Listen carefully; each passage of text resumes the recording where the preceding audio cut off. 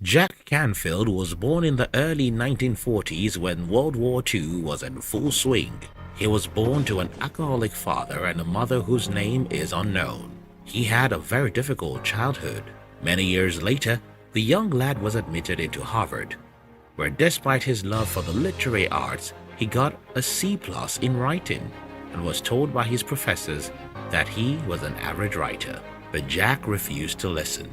His journey truly began in 1990 when Jack shared his idea with Mark Victor Hansen to collect stories for a self-help book. The duo later turned this idea into a phenomenal series titled Chicken Soup for the Soul. After significant time laboring, the book was completed within 3 years and contained 68 stories, which were true inspirational stories about ordinary people they had given motivational talks to. The book was rejected by major publishers. Being rejected by about 144 publishers seemed like a big challenge and an insurmountable obstacle for Jack and his colleague. In fact, when Jack told one of the publishers that he was hoping to sell about 1.5 million copies within the first 2 years of publishing, the publisher laughed in his face and told Jack he would be lucky to sell even 20,000. Jack was committed to his life principles. He persevered and eventually convinced a minor publisher in Florida that his book would certainly sell a few thousand copies. After about 14 months, his book was finally published by the publisher in Florida. To his wildest surprise, his book became the third best-selling book in the United States during the mid-1990s and sold 10 million copies around the world. Today, the Chicken Soup for the Soul brand is an international brand worth about $1 billion with over 500 million books sold. I have said this before and I'll repeat it here. Nobody knows what you're capable of doing. Not even your parents, siblings or friends. You don't even know what you are capable of achieving until you try.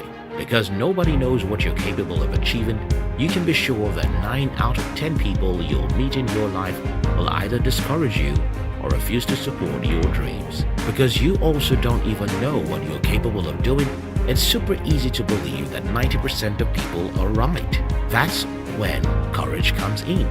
You must love your dream enough to want to risk failing.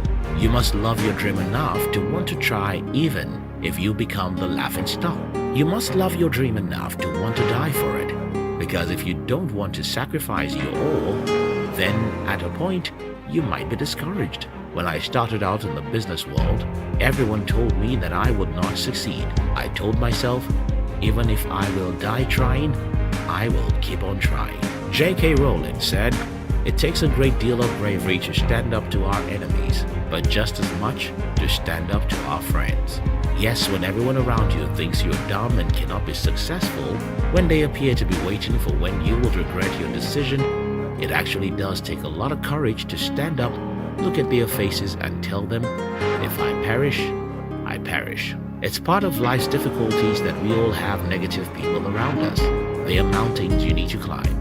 Even though the mountain is slippery, you must not see it as unsurmountable. Jack Canfield said, if you're going to be successful, you need to give up the phrase, I can't, and all of its cousins, such as, I wish I were able to. If Jack Canfield had not believed in himself, the world around him would have killed his dreams. If you allow life's difficulties to kill your dreams, they will. But if you think you can, then you can.